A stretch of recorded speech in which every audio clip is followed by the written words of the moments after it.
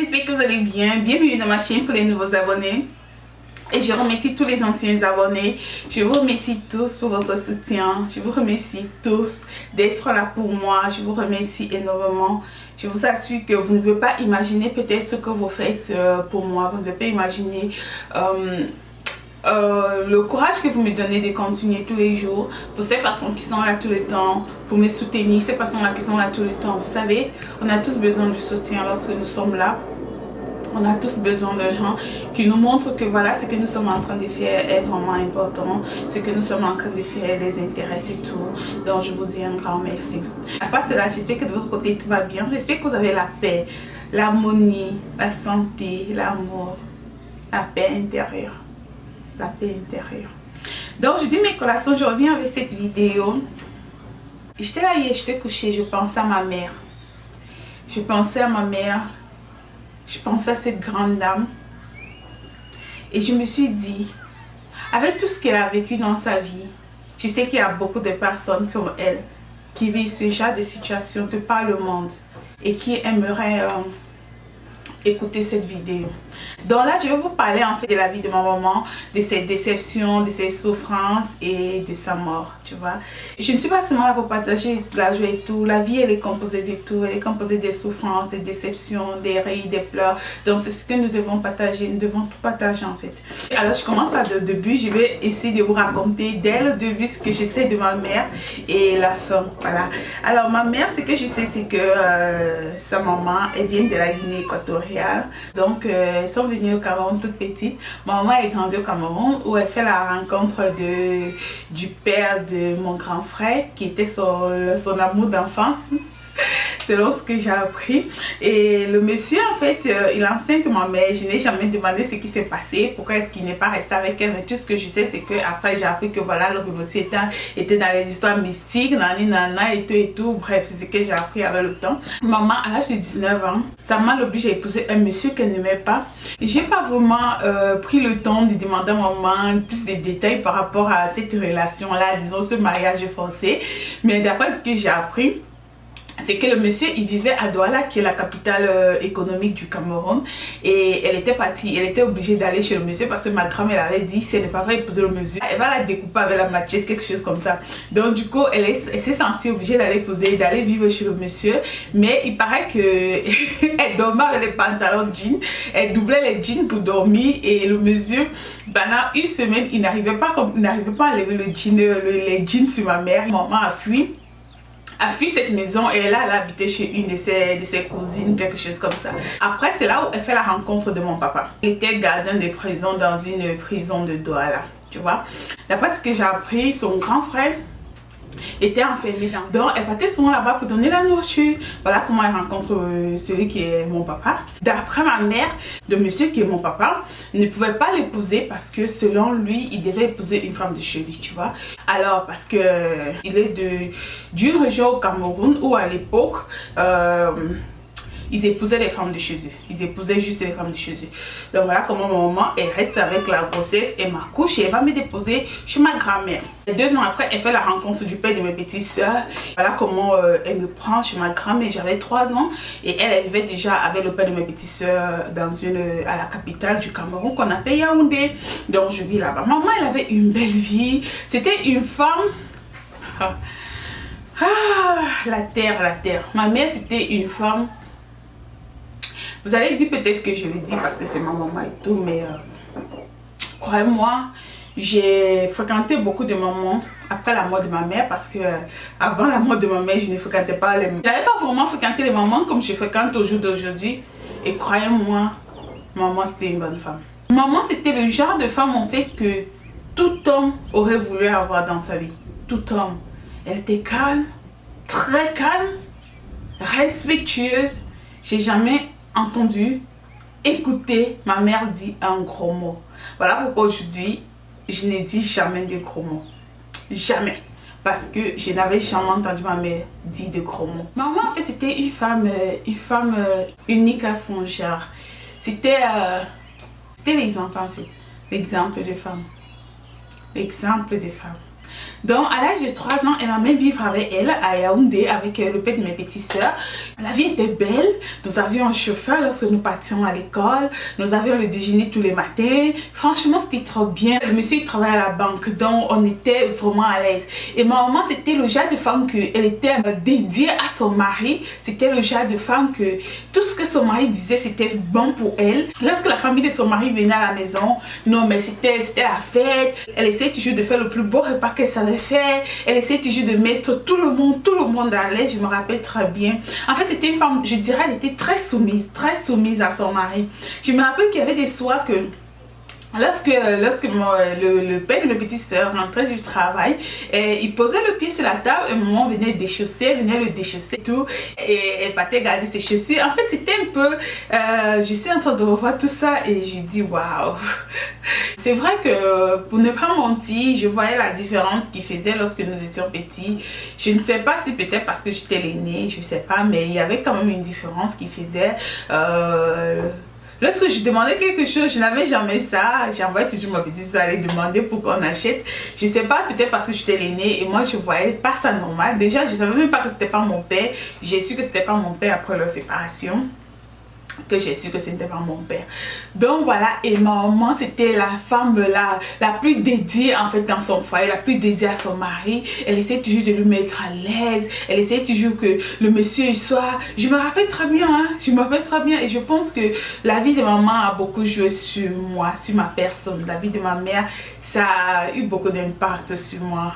Parce que quand je vois tout ce qu'elle faisait, comment elle traitait son mari, comment elle traitait sa belle famille, comment elle traitait les amis de son mari, aujourd'hui je dis non. Pour moi c'est vice versa en fait. Pour moi c'est vice versa, tu me traites bien, je te traite bien, tu me traites pas bien, bah, tu me fiches au camp, donc voilà quoi. Parce que je me suis dit, après tout ce que ma maman a fait, qu'est-ce qu'elle a récolté? Bref, on continue. Donc après, lorsque j'ai... comme une année, lorsque je pense 12 ans, le monsieur, on l'envoie travailler au Tchad, qui est un pays frontalier au Cameroun. Donc il dit à ma mère d'aller vivre à Kribi. Le monsieur c'est un Kribien, ok? Donc il dit à maman d'aller vivre à Kribi, elle sera près de sa famille et elle sera aussi près de sa famille à elle, à maman, puisque sa famille ils sont à la frontière du Cameroun, de la Guinée équatoriale, tu vois. De Kribi jusqu'à chez ma maman c'est à peu près quelque chose de 50 km. Voilà, on va vivre à Kribi, tout commence bien et tout, mais après on avait pris un appartement, je pense de 2 chambres salon. Déjà j'ai commencé à remarquer que la vie a vraiment commencé à changer. Ce n'était plus vraiment la belle vie où on partait à l'école avec le chauffeur, où on avait le déjeuner tous les matins avant d'aller à l'école, où on habitait dans une maison avec clôture. Mais là c'était plus ça, on habitait dans la maison en calabote. Les choses qu'on avait ramenées de Yaoundé, c'est ça qu'on avait mis dans ces petits appartements là. Mais il y avait une très grande différence, la vie avait beaucoup changé. Mais bon, j'étais petite et tout, bon, ça me disait absolument rien. Alors, on continue à vivre. Mais après, à un moment donné, j'ai constaté que c'était vraiment difficile. C'était vraiment difficile, même payer les 2 chambres salon. Je constatais que ma maman, il y avait toujours des problèmes avec le bailleur. Maman n'arrivait pas à payer la maison. Nous sommes quittés dans cette maison de 2 chambres salon. Nous sommes allés vivre dans une maison d'une chambre salon, nous tous. Dans une petite maison d'une chambre salon. Je ne comprenais pas toujours, c'était pas toujours, ça n'entrait pas toujours dans mes oreilles. Nous continuions à vivre, on mangeait et tout. Maman, qu'est-ce qu'elle faisait? Elle attendait tous les mois le monsieur. Selon ce que j'apprenais, le monsieur il envoyait l'argent tous les mois, mais il paraît qu'il a commencé à diminuer énormément. Il n'envoyait plus vraiment presque plus grand chose. Nous sommes quittés encore dans une maison, cette maison d'une chambre salon. Nous sommes allés nous retrouver dans une chambre. Nous tous dans une chambre, ma maman et mes 4 petites soeurs, puisque mon grand frère il vivait avec... bref, j'ai oublié de préciser que maman elle a finalement fait 4 enfants avec le monsieur, mes 4 petites soeurs, tu vois. Donc nous sommes allés vivre nous tous dans une chambre, moi, mes 4 petites soeurs et ma maman. Tu vois, ça a commencé à être vraiment difficile. Et c'est là où maman, je me rappelle, elle décide d'aller au Tchad pour aller retrouver son mari pour voir ce qui s'est passé là-bas. Il paraît que le monsieur n'arrivait plus à envoyer de l'argent et rien. Et je me rappelle aussi que lorsqu'elle est rentrée du Tchad, maman elle est tombée gravement malade parce qu'elle est partie au Tchad. Elle n'avait pas fait une semaine, elle est retournée. d'après ce que j'ai appris, elle a trouvé que le monsieur vivait avec une autre femme dans la maison et il paraît que ce sont les amis du monsieur qui l'ont accueilli là-bas et tout. Donc elle a fait une semaine au Tchad, elle est revenue et maman elle est tombée gravement malade. Elle a attrapé l'hypertension très très forte. Déjà elle avait déjà l'hypertension, mais après son retour au Tchad, ça s'est aggravé. C'était vraiment, elle est tombée très malade et voilà comment elle décide de partir en Guinée équatoriale parce qu'on disait qu'il y avait un monsieur qui soignait l'hypertension là-bas. Nous sommes restés.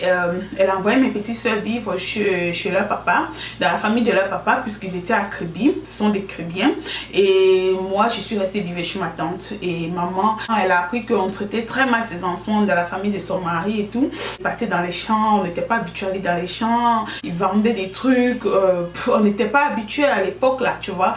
Donc maman elle revient de la Guinée équatoriale et elle décide de récupérer ses enfants et elle a pris 2 chambres salon. Ma tante avait pris une chambre, sa petite soeur de loin, et nous avons pris une chambre avec elle. On dormait sur le matelas sur le sol et elle dormait sur le lit. Après ça, elle est encore retombée malade, gravement malade. On lui a dit d'aller chez un monsieur qui soignait l'hypertension. Elle est partie là-bas et elle nous a laissé à la maison avec ma grand-mère. Et je me rappelle que ce monsieur, le père de mes petites soeurs, un jour, un dimanche, on était en train de voir la télé et il est venu et il a récupéré la télé qu'on avait, la télé de mon maman, qu'elle était venue avec des Yaoundé. Il a récupéré la télé, il a récupéré le frigo. Et on était en train de voir, moi et mes petites soeurs, il a éteint la télé, il a récupéré la télé, le frigo, il est parti avec. Et même les fauteuils qui... Quand maman est revenue, à l'époque il n'y avait pas les téléphones, tu vois. Quand maman est revenue, on lui a dit que le monsieur avait tout récupéré. Maman, elle s'est écroulée et je vous assure que là vraiment j'ai vu ma maman, j'ai senti qu'elle avait vraiment ressenti la douleur parce que elle est tombée malade, vraiment malade. Après quand elle s'est rétablie, les gens l'ont conseillé de commencer à faire un commerce. Elle ne savait rien faire, elle était de voir son mari et du coup elle a commencé à vendre les œufs. On vendait les œufs 100 francs pour les gens qui connaissent, 100 francs. Et après les œufs, on a commencé à vendre, je sais pas, je pense que j'ai vendu de l'eau glacée. Et après ça, on vendait des avocats de ma grand-mère, on vendait du poisson de ma grand-mère et tout. Parce que ma grand-mère nous portait un coup de main et tout. Et après, lorsque j'avais, je pense, 14 ans, les gens ont conseillé ma maman de vendre les escargots. Donc, c'est les escargots qui ont élevé presque mes petites soeurs parce qu'on vendait des escargots. Elle a commencé à... C'était dur, c'était dur, c'était dur, c'était dur, c'était dur. Elle a commencé à vendre les escargots de 3 000 francs par jour. Après, c'est monté 4 000 francs par jour. Après, 5 000 francs. Après, 10 000 francs. Donc, c'est comme ça que maman, elle a commencé à s'en sortir un peu. C'était difficile, mais au moins, ça l'aidait à élever ses enfants, à envoyer ses enfants à l'école, à habiller ses enfants. La chose que j'ai beaucoup appréciée de ma maman, que je me rappelle aujourd'hui, c'est qu'on ne marchait pas avec les habits déchirés, avec les chaussures déchirées. Elle essayait toujours de tout faire pour qu'on soit, malgré qu'on souffrait, mais qu'on soit quand même présentable aux yeux des gens. C'est un truc que franchement je dis bravo. Et malgré toutes ces souffrances là, il m'arrive souvent de m'asseoir et je me demande comment elle faisait, comment est-ce qu'elle arrivait à nous nourrir tous les jours. Je me pose bien la question parce que c'était dur et en même temps elle était malade, elle était hypertentionnée tout le temps. Il fallait qu'elle aille à l'hôpital. Tantôt on lui dit qu'il y a un guérisseur qui guérit de ce côté là, il guérit l'hypertension, elle va là-bas. Tantôt on dit ici qu'il y a un pasteur qui enlève l'hypertension, elle va aller là-bas. On va lui dire qu'il y a un prêtre exorciste qui guérit les malades, elle va aller là-bas. Donc ça a été la vie de maman. La souffrance. C'était tellement dur. Je n'ai pas vu maman avec un autre homme. Je vous assure que je ne sais pas si c'est la déception de son mari. Elle était jeune parce que maman elle est morte, elle avait 46 ans, elle était jeune. Mais à un moment donné, je me rappelle que maman elle marchait en route, elle parlait seule. Et les gens me demandaient, ta maman elle est folle. Et parfois tu crois, maman elle a porté deux babouches différentes. Tu la vois en train de marcher en route avec, elle ne se rend même pas compte qu'elle a porté deux babouches différentes. Elle était traumatisée, maman. Elle a vraiment souffert de la séparation de son mari, vraiment souffert. Il était tout pour elle en fait. Et après, quand elle a commencé à faire son commerce des escargots, elle a commencé à se reprendre. Mais c'était dur, elle avait 5 enfants à élever. Et je vous assure que le monsieur, il n'a jamais apporté un franc. Un franc, il n'a jamais apporté. L'école de mes petites sœurs, c'était ma mère. Les anniversaires, les jours de fête, les jours de Noël. Le monsieur, il a fait 4 enfants avec ma maman. Mais il n'a jamais apporté un franc. Après leur séparation, les gens ont raconté, comme d'habitude, les gens ont dit que la femme qu'il avait connue, la femme l'avait envoûté, parce que les gens n'arrivaient pas à comprendre comment est-ce qu'il pouvait laisser ma maman. Maman, c'était pas le genre de femme, c'était le genre de femme que, en fait, je dirais, elle était dévouée à son mari, elle était respectueuse, elle avait tout ce qu'un homme aurait voulu qu'une femme ait. Et les gens se posaient des questions, les gens se demandaient, mais comment ça s'est fait que cet homme ait laissé ma maman? Les gens n'arrivaient pas à croire en fait. Et même les amis de ce monsieur se demandaient comment est-ce qu'il a pu laisser ma maman. Donc voilà comment maman, elle a commencé à s'en sortir. Elle élevait ses enfants seule. C'était dur, c'était dur, c'était dur.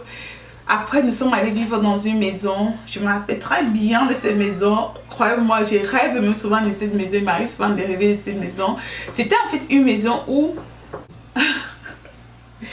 Oh my god, la vie. Où tu étais dedans, tu pouvais voir quelqu'un qui est dehors parce que c'était une vieille maison en planche. Et je me souviens de cette maison parce que c'est l'une des vilaines maisons que nous avons vécues. Et je vous assure que jusqu'à aujourd'hui, il m'arrive souvent de faire des rêves où je suis dans cette maison-là, épatée de guérisseurs, de prêtres exorcistes, de pasteurs. Et tantôt on dit non, ce n'est pas l'hypertension, on t'a fait ceci, on t'a fait cela. Tantôt, vous savez qu'en Afrique, ça ne manque jamais. Il y avait toujours qu'on accuse, qu'on a fait ceci, on a fait cela. Maman se réveille tous les jours à 4 h du matin. 4 h du matin tous les jours où il fallait aller au marché chercher des escargots pour revenir, pour qu'on puisse les cuisiner, pour qu'on puisse aller vendre vers 10 h, 11 h. C'était tous les jours. Et imaginez la souffrance. La souffrance, c'était dur. Parfois, je me dis, la vie n'est pas souvent juste parce que quand je vois comment quelqu'un souffre toute sa vie et à la fin il meurt, je vous assure que non, non, non. On dit souvent que tout ce que Dieu fait est bon, mais il m'arrive de réfléchir à ça et je me dis, est-ce que c'est normal que une personne qui souffre toute sa vie avec ses enfants, au moment où ses enfants commencent à grandir, elle meurt? On va dire que tout ce que Dieu fait est bon. Bref. Donc voilà comment maman elle vivait et s'essayait de faire pour nous élever. Et c'était comme ça durant des années, jusqu'à ce que je décide d'aller en Guinée Équatoriale. Je trouve le travail. Pour tous ceux qui n'ont pas vu comment j'ai pu m'en sortir, comment j'ai eu ce travail, je vais mettre le lien là. Vous cliquez juste sur le lien ou bien allez sur la barre de description, je vais laisser la vidéo là en bas. Et voilà comment la vie de ma maman change. On a dit voilà, je vais peut-être acheter ces savons pour me laver, je vais telle huile pour me laver. Elle commence à chercher des vêtements. Je me rappelle très bien qu'il y avait le moment où on partait au marché et elle achetait des ensembles, genre un collant avec elle et là. Et puis je regardais ma petite soeur, elle était encore jeune, elle avait même pas encore 45 ans. Et puis je regardais ma petite soeur comme ça et puis je disais... Et puis ma petite soeur lui demandait, tu veux faire quoi avec les habits là? Elle dit c'est pour moi. Et puis je regardais ma petite soeur me regardait. Et puis on éclatait de rire parce qu'on disait qu'elle est vieille. Elle n'a pas le droit de mettre ses vêtements. Et aujourd'hui quand je vois les mamans depuis des 55 ans qui mettent ce genre de vêtements, je me dis oh my god, on était inconscients en fait. Non, on croyait qu'elle est vieille, elle n'a pas le droit de mettre ce genre de vêtements, de mettre les collants, de mettre les pantalons. Pourtant elle était encore jeune. Donc le père de mes petits soeurs n'est plus jamais revenu, mon papa non plus n'est jamais revenu, le père de mon grand frère non plus. Lorsque sa vie a commencé à changer, elle a commencé à briller, elle a habité dans une nouvelle maison et tout. Je me rappelle, un jour je suis partie dans un salon de café pour aller me coiffer et maman, on s'était donné rendez-vous là-bas en fait, qu'elle devait venir me retrouver là-bas. J'étais dans le salon de coiffure et maman elle est venue, elle s'est arrêtée dehors, elle était en train d'acheter quelque chose et les dames qui me coiffaient en fait ne savaient pas que c'était ma maman. Et du coup les dames, une a dit, oh tu as vu madame Georgette? Et l'autre a dit, Ben, je te jure, tu as vu, la femme là, elle est belle. Oh, vraiment, les hommes sont méchants. Hein. Quand je pense comment le monsieur elle a abandonné avec tous les enfants, les hommes sont méchants. La femme, c'est qui est calme comme ça. Elle ne parle pas. Elle salue tout le monde. En fait, maman, elle venait souvent chez les escargots au marché et c'était dans un carrefour en fait. Et elle était connue là. Et l'autre dit, je n'ai jamais entendu crier comme d'autres femmes qui sont ici. Et l'autre dit, franchement. Et du coup, maman, elle est entrée, elle les a salués tous. Et puis, elle m'a dit, Amour, tu as fini? Je lui dis, presque à la fin. Et puis, les deux filles se sont regardées. Et puis, j'ai dit, c'est ma maman. Et je les ai dit, c'est ma maman. Et elles se sont regardées, elles m'ont regardé. Et j'ai souri. Elles m'ont dit, c'est toi qui es en Guinée? J'ai dit oui. Ils ont dit, mais on ne te connaît pas, on connaît tes petites soeurs. J'ai dit oui, parce que je n'ai pas beaucoup vendu, j'ai pas beaucoup vendu les escargots, voilà pourquoi on ne me connaît pas trop. Par contre, mes petites soeurs, oui. Ils ont dit, ta maman, elle est très gentille. Et puis maman était là, maman dit, qu'est-ce qui se passe? Je dis, non, j'étais en train de parler de toi. Et puis maman dit, j'ai fait quoi? Après, j'ai dit, non, elle ne parlait pas mal, elle parlait bien, ne t'inquiète pas. Tu sais bien que ce parlait mal, j'allais répondre non. Et puis du coup, on éclatait de rire. Et après, j'ai payé, je les ai remerciés et tout. Et nous sommes partis. Et j'ai regardé ma mère et j'étais fière d'elle. Une autre fois, on s'était donné rendez-vous à la banque. Je la cherchais. Et elle était alignée. Et moi, je suis entrée. Et du coup, je me suis placée à côté pour l'attendre qu'elle finisse. Et puis, elle me retrouve. Et il y a un monsieur qui parlait. Et un monsieur avec une autre dame qui disait, franchement, cette femme, c'est avec toute la souffrance qu'elle a souffert. Vraiment, que Dieu la récompense vraiment. Et puis, la dame a dit, je te dis, hein, Georgette ne méritait pas ce que le monsieur, son mari, là, l'a fait. Mais Dieu est grand. Aujourd'hui, elle arrive à sourire. Et j'étais là, j'écoutais, le monsieur ne savait pas en fait que j'étais sa fille. Et puis elle est venue, qu'elle a fini, elle me dit, tu es venue depuis? J'ai dit oui, ça fait un moment. Et puis j'ai regardé le monsieur, et puis elle a salué le monsieur. Et puis elle a dit, monsieur, je te présente ma fille Amour. Le monsieur était tellement surpris que c'était maman parce qu'il savait que j'avais écouté comment ils étaient en train de parler. Et en 2011, lors d'un voyage où j'étais partie au Maroc, elle a eu un problème avec une personne dont elle tenait vraiment. Et la personne a dû lui dire des mots blessants. Ça peut arriver. Personne ne connaît ce qui peut arriver, tu vois. Vu qu'elle était déjà, elle a souffert de l'hypertension toute sa vie. Et il suffisait d'une colère pour qu'elle lâche. Et c'est comme ça, elle me dit qu'elle est malade. La tête fait mal, la tête fait mal. Les hôpitaux du Cameroun, elle est partie à l'hôpital et on n'a rien vu. Et pour moi, c'était une maladie comme d'habitude. Elle était toujours malade de temps en temps. Donc, pour moi, c'était pas la mort. Je ne peux pas imaginer qu'elle peut mourir. Elle avait la mal à la tête, mal à la tête, mal à la tête, mal à la tête, mal à la tête. Jusqu'à un jour où elle était assise comme ça et elle a commencé à crier qu'elle a mal, elle a mal, elle a mal, elle a mal, elle a mal, elle a mal, elle a mal. Au début, on s'est dit que c'était la sorcellerie parce qu'en Afrique, tout c'est la sorcellerie. Ça a été une période très difficile. On a amené à l'hôpital. À l'hôpital, ils ont dit qu'elle avait un problème au niveau de la respiration. Après, on a dit qu'un nouvel hôpital va dans un autre hôpital. L'autre hôpital, ils ont dit qu'elle avait eu un AVC. Et que ça devait passer et tout. Sa langue avait lâché. Elle n'arrivait plus à parler pendant 2 jours. La langue ne se soulevait plus. Malheureusement, elle est décédée. Ça a été très difficile. Voilà comment elle a vécu toute sa vie en fait. Toute sa vie, c'était la souffrance. Ce sont les dernières années de sa vie, disons combien, 3 ans, qu'elle a quand même souri un tout petit peu. Je crois 3 ans, et c'est comme ça qu'elle est décédée.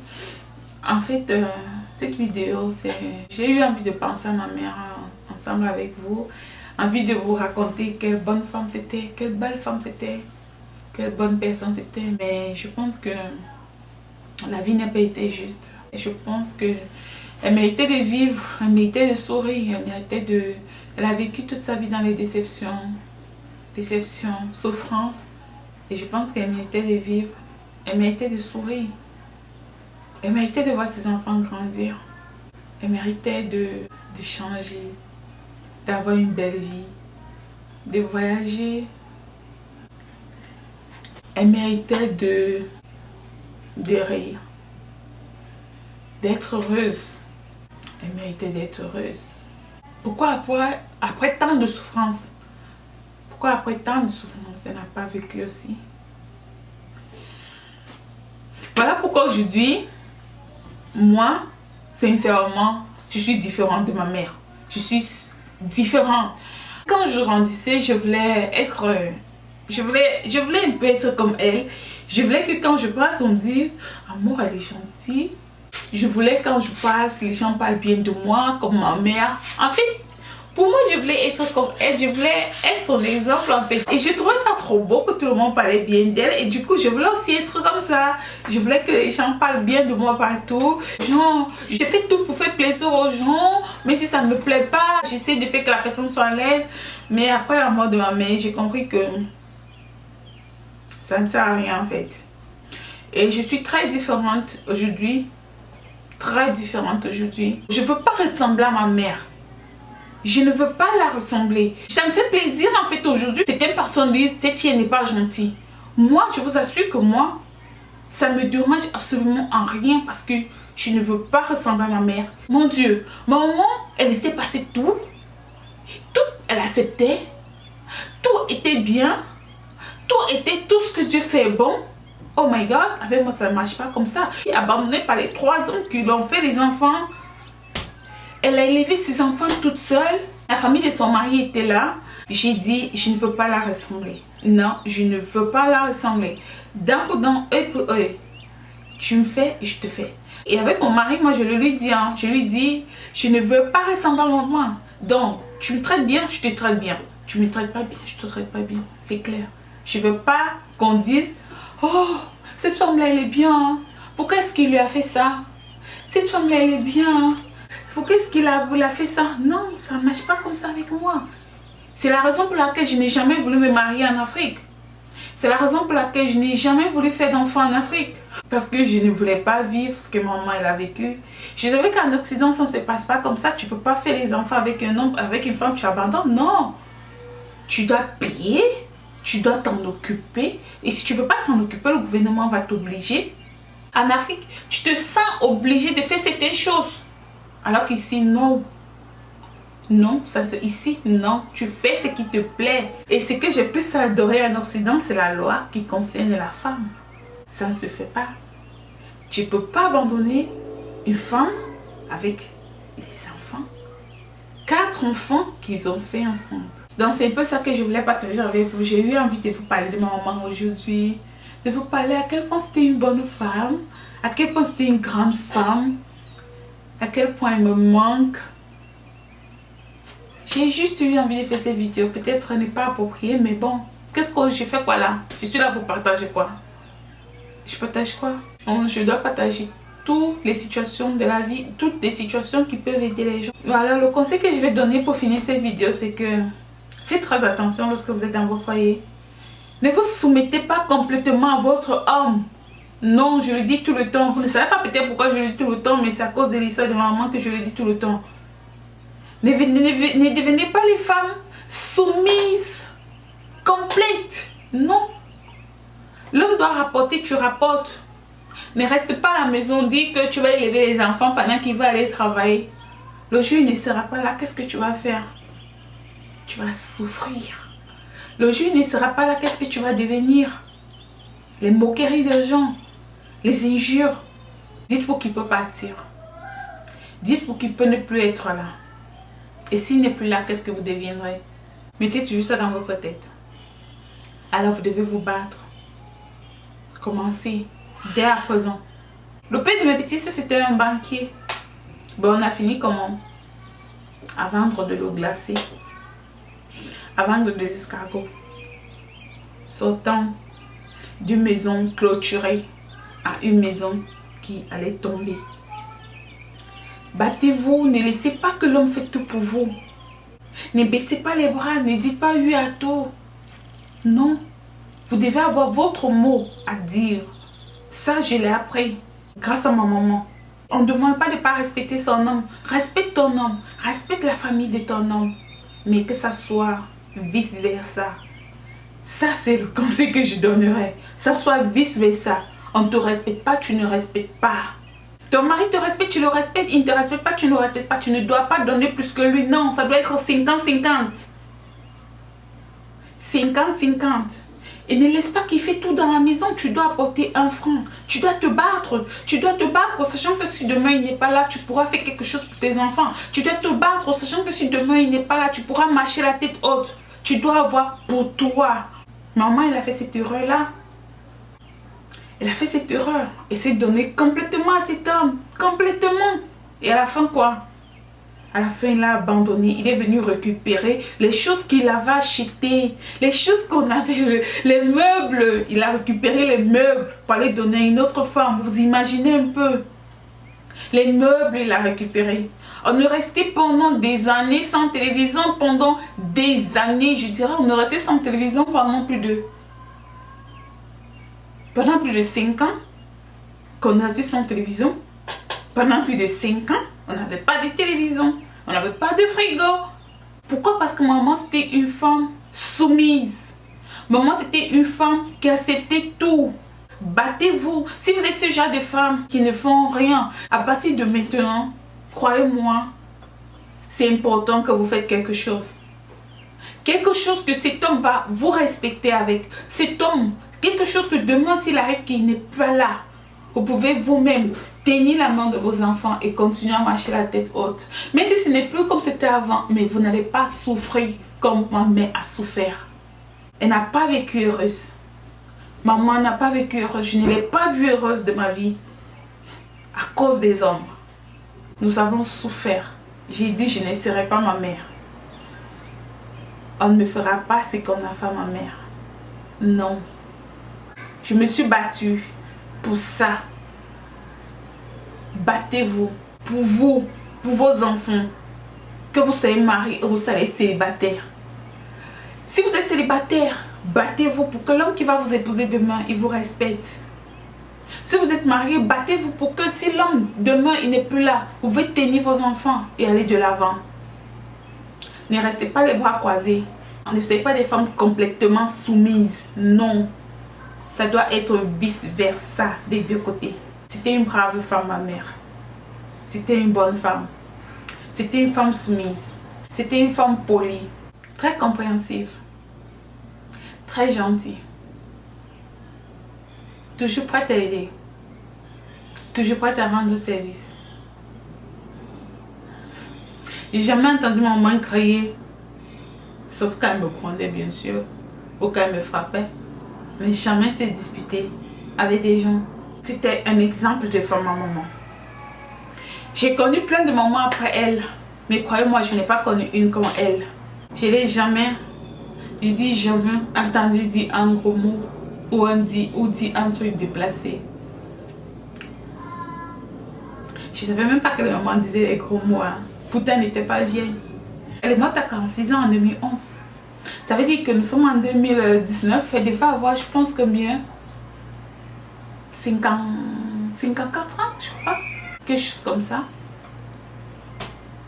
Elle n'était pas du tout vieille. Non.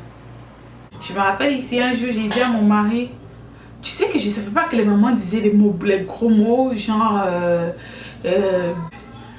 Et puis mon mari m'a dit, tu parles de quelle maman? J'ai dit parce que j'ai jamais entendu maman dire des gros mots, mais ici aux États-Unis j'entends les mamans qui disent des gros mots et puis je n'arrive pas à croire. Il m'a dit mais déjà ta maman n'était même pas vieille, c'est juste qu'elle n'avait pas cette éducation. Elle était spéciale. Si vous connaissez des histoires comme ça, j'attends vos commentaires, j'attends vos lire. Comme j'ai dit, nous sommes là pour partager. Je voulais en même temps vous parler de maman et en même temps vous passer un message aux femmes. Ces femmes-là qui sont là, qui attendent tout de l'homme, tout de leur mari. Mais si vous ne savez rien faire, réfléchissez. Trouvez quelque chose à faire. Trouvez. N'ayez pas honte de faire quoi que ce soit.